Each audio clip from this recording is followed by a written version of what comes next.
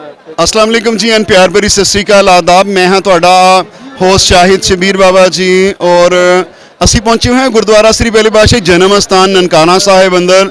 और ਅੱਜ ਇੱਥੇ ਕੀ ਚੱਲ ਰਿਹਾ ਹੈ? ਇੱਥੇ ਚੱਲ ਰਿਹਾ ਹੈ 552ਵਾਂ ਗੁਰੂਪੁਰਬ ਜੀ। 552 ਗੁਰੂਪੁਰਬ ਦੇ ਵਿੱਚ ਅਸੀਂ ਇਸ ਵੇਲੇ ਪਹੁੰਚੇ ਹੋਏ ਹਾਂ ਪਸ਼ਾਵਰੀ ਸਿੰਘਾਂ ਦੇ ਲੰਗਰ ਦੇ ਉੱਤੇ, ਜਿੱਥੇ ਕਿ ਸਭ ਤੋਂ ਵੱਡਾ ਲੰਗਰ ਜਿਹੜਾ ਲਾਇਆ ਜਾਂਦਾ ਔਰ ਜਿੰਨੇ ਦਿਨ ਇੱਥੇ ਸੰਗਤ ਇਕੱਠੀ ਰਹਿੰਦੀ ਹੈ, ਦਿਨ ਰਾਤ ਕਿਸੇ ਇੱਕ ਟਾਈਮ ਵੀ ਜਿਹੜਾ ਹੈ ਇੱਥੇ ਬ੍ਰੇਕਅਪ ਨਹੀਂ ਹੁੰਦੀ ਹੈ। ਸਵੇਰੇ ਨਾਸ਼ਤੇ ਤੋਂ ਲੈ ਕੇ ਰਾਤ ਦੇ ਡਿਨਰ ਤੱਕ ਪਾਕਿਸਤਾਨ ਦੇ ਵਿੱਚ ਜੋ ਵੀ ਚੀਜ਼ਾਂ ਵੈਜੀਟੇਰੀਅਨ ਯੂਜ਼ ਹੁੰਦੀਆਂ ਨੇ ਉਹ ਸਾਰੇ ਖਾਣੇ ਜਿਹੜੇ ਨੇ ਇਸ ਵੇਲੇ ਜਿਹੜੇ ਨੇ ਉਹ ਸਾਡੇ ਇੱਥੇ ਚੱਲ ਰਹੇ ਨੇ। ਸਾਡੇ ਨਾਲ ਮੌਜੂਦ ਨੇ, ਕਿਸੇ ਵੀ ਗੱਲ ਦੇ ਮੁਤਾਜ ਨਹੀਂ, ਸਾਡੇ ਨਾਲ ਬੜੇ ਅਰਸੇ ਤੋਂ ਜੁੜੇ ਹੋਏ ਨੇ ਮੇਰੇ ਸੋਹਣੇ ਵੀਰ ਚਰਨਜੀਤ ਸਿੰਘ।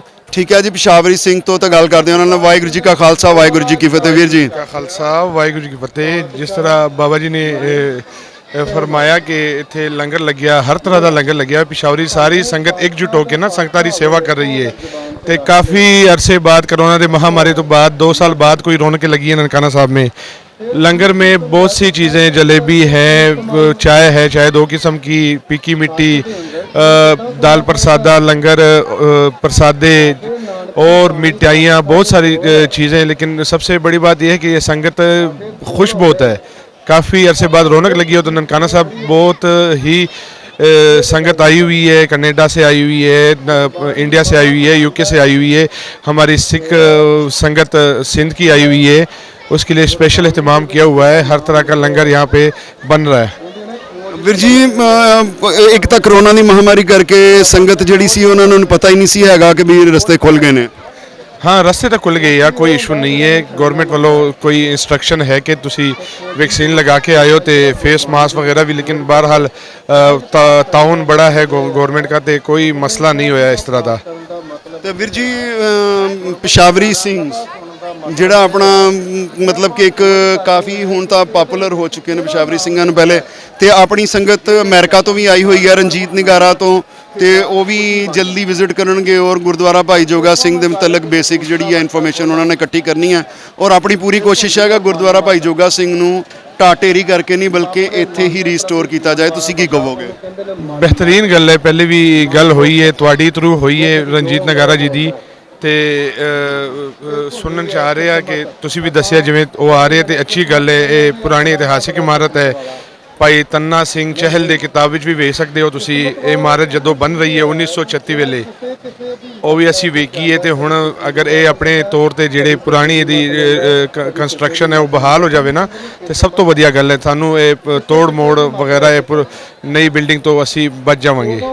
ਰਣਜੀਤ ਨਿਗਾਰਾ ਸੇਵਾ ਕਰ ਰਿਹਾ ਪਾਕਿਸਤਾਨ ਦੇ ਵਿੱਚ ਹਿਸਟੋਰੀਕਲ ਗੁਲਤਾਮਾਂ ਦੀਆਂ। ਪਹਿਲੀ ਵਾਰ ਤਕਰੀਬਨ 74 ਸਾਲ ਬਾਅਦ ਇਹ ਕੰਮ ਸ਼ੁਰੂ ਹੋਇਆ। ਉਸ ਤੋਂ ਪਹਿਲੇ ਤੁਹਾਨੂੰ ਪਤਾ ਸਾਰੇ ਢਾਟੇਰੀ ਕਰਕੇ ਹੀ ਉਹਨੂੰ ਬਣਾ ਰਹੇ ਸੀ। ਉਹਦੇ ਬਾਰੇ 'ਚ ਕੀ ਕਹੋਗੇ ਕਿ ਤੁਸੀਂ ਬੀਇੰਗ ਏ ਪਾਕਿਸਤਾਨੀ ਸਿੱਖ ਇੱਕ ਹਿਸਟੋਰੀਕਲ ਗੁਰਦੁਆਰਾ ਜਿਹੜੇ ਨੇ ਉਹਨਾਂ ਨੂੰ ਉਹਨਾਂ ਹਾਲਤ ਵਿੱਚ ਬਹਾਲ ਕਰਨਾ ਜਿਹੜਾ 3 ਗੁਣਾ ਮਹਿੰਗਾ ਹੈ, ਲੇਕਿਨ ਤੁਹਾਨੂੰ ਕਿਸ ਤਰ੍ਹਾਂ ਲੱਗ ਰਿਹਾ ਕਿ ਉਸੇ ਤਰ੍ਹਾਂ ਹੀ ਰਹਿਣੇ ਚਾਹੀਦੇ ਨੇ, ਉਹਨਾਂ ਦੀ ਦਿੱਖ ਪੁਰਾਤਨ ਰਹਿਣੀ ਚਾਹੀਦੀ ਹੈ ਜਾਂ ਨਵੇਂ ਹੋਣੇ ਚਾਹੀਦੇ ਨੇ? ਵੀਰ ਜੀ ਗੱਲ ਇਹੀ ਹੈ ਕਿ ਇੱਥੇ ਸਾਡੀ ਰੂਹਾਂ ਜੁੜੀਆਂ ਨੇ ਇਹ ਕੰਧਾਂ ਨਾਲ। ਇੱਥੇ ਕਿਸੇ ਨਾ ਕਿਸੇ ਬਜ਼ੁਰਗ ਦੇ ਹੱਥ ਲੱਗੇ ਹੋਏ ਆ, ਉਹਨਾਂ ਦੇ ਹੱਥ ਲੱਗੇ ਈਟ ਮੌਜੂਦ ਨੇ। ਤੇ ਅੱਛੀ ਗੱਲ ਇਹੀ ਹੈ ਕਿ ਇਹ ਜਿਹੜੇ ਪੁਰਾਣੇ ਤਰਜ਼ ਦੇ ਇਮਾਰਤ ਨੇ ਆਪਣੇ ਪੁਰਾਣੇ ਤਰਜ਼ ਤੇ ਬਹਾਲ ਹੋਣ। ਟਾਰ ਡੇਰੀ ਨਾਲ ਕੁਝ ਨਹੀਂ ਹੋ ਸਕਦਾ। ਫਿਰ ਲਾਜ਼ਮੀ ਗੱਲ ਹੈ ਜਿਹੜੇ ਬਹੁਤ ਹੀ 98% 95% ਖਰਾਬ ਹੋਏ ਆ ਉਹ ਵੀ ਪਾਕਿਸਤਾਨ ਸਿੱਖ ਗੁਰਦੁਆਰਾ ਪ੍ਰਬੰਧਕ ਕਮੇਟੀ ਦੇ ਤਾਉਨ ਨਾਲ ਤੇ ਏਕਿਊ ਟਰਸਟ ਪ੍ਰਾਪਰਟੀ ਬੋਰਡ ਨੇ ਬੜੇ ਅੱਛੇ ਤਰੀਕੇ ਨਾਲ ਸਾਫ ਸੰਭਾਲ ਕਰਕੇ ਇਹਨਾਂ ਨੂੰ ਬਹਾਲ ਕੀਤਾ ਵਾ।